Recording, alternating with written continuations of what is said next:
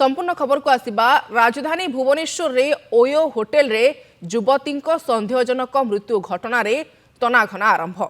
आसीची एहार CCTV footage hotel कर्मचारी से युवती को उद्धार करुथबार भिजुआल नंदीघोष टीवी हाथ में लगी सेपटे पुरुष बंधु को अटक रखिला खंडगिरी थाना पुलिस गतकाली विलंबित राति रे जागमरा स्थित दास इन नामक एक ओए होटेल रु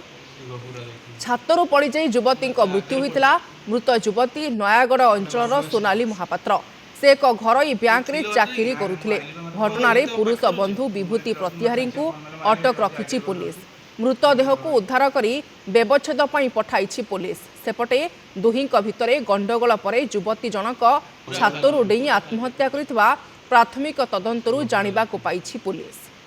ए संपर्क में अधिक सूचना देबा पई फोन लाइन रे भुवनेश्वर रिपोर्टर मानस महापात्र जोड़ी होचंती मानस ए घटना रे पुरुष बंधु को पुलिस अटक रखी आ एक बड़ प्रमाण जहां पुलिस हाथ में लगी जे जेतेबेले होटेल कर्मचारी युवती को उद्धार करुछंती मृत युवती को तार सीसीटीवी फुटेज वर्तमान सामना को आछि तदंतर दिग आगो को बढ़ाइबो कि मानस शुभश्री देखु ये पूरा घटनाक्रम रे जदि देखिबे गोटे भाइटाल रोल प्ले करिवो जेतेबेले सीसीटीवी सामना को आसीबो एवं सेही सीसीटीवी वर्तमान नंदीघोष टीवी हाथ में लगी जो एक्सक्लूसिव सीसीटीवी रे आपण स्पष्ट भाव में देखुथिबे गतकाली विलंबित राति रे जागमरा अंचल रे जेतेबेले गोटे ओयो रूम रे युवक युवती बा पुरुष बंधु सहित युवती जनक रहुथिले हठात एमिति कौन है जहाँ पुलिस सूचना रहुची राति प्राय 10 समय रे उभय भितर झगड़ा होता उभय भितर कली बढ़ी जहाँ को लेकिन पाख रूम रे जो माने रहुथिले से माने तुरंत आसीथिले एवं आसीबा सहित कहीं पाटितुंड कर पचारथिले से समय रे जदिओ सब किछि थमी जाइतिला होटेल मैनेजर पहुंचीथिले रिसेप्शन रे थिबा व्यक्ति विशेष पहुंचीथिले एवं से समय रे सब किछि टूटी जाइतिला किंतु हठात जदि देखिबे पुणी थरे राति प्राय 11:30 समय रे ए झगड़ा तीव्र रूप नैतिला एवं जेहेतु रूम भितर झगड़ा करिबा द्वारा साइड रूम लोक शुणुछंती प्रतिवाद करुछंती दुही जन जाक मिसिकी छात उपर को चढ़ी जाइतिले एवं छात उपर को चढ़िबा परे पाखापाखि 15 मिनिट झगड़ा परे हठात युवती जनक तळुकु खसी पड़तिले तबे एठारे बड़ प्रश्न वर्तमान जे तले के जो युवती जनक पड़ी गले सी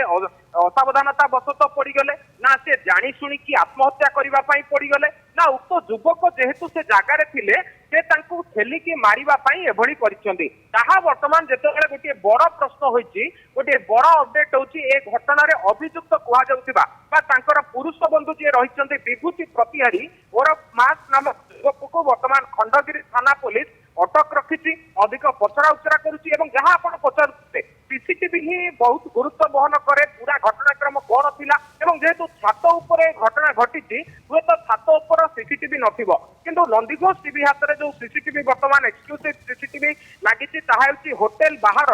जो समय युवती जनक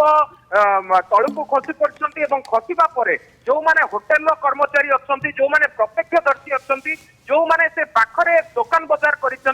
दौड़िकी आसुंच दौड़िकी आसवा पर ट्रेन में जेहेतु युवती जनक पड़ जाइए 3 महला उपर गलिबा से उद्धार करने को चेष्टा करेणु ये पूरा घटनाक्रम में वर्तमान खंडगिरी थाना पुलिस तदंत आरंभ करिछि जे होटेल कर्मचारी रही अधिक पचरा उचरा कर मालिकों को पचरा उचरा कर मालिकों को पचरा उचरा भितर जहाँ जना पड़ी विभूति प्रतिहारी और जो मृत युवती रही पाखापाखि 3 मास है उक्त होटेल रोते गतकाली जदि देखिए से मार्केट मार्केट रू फेरी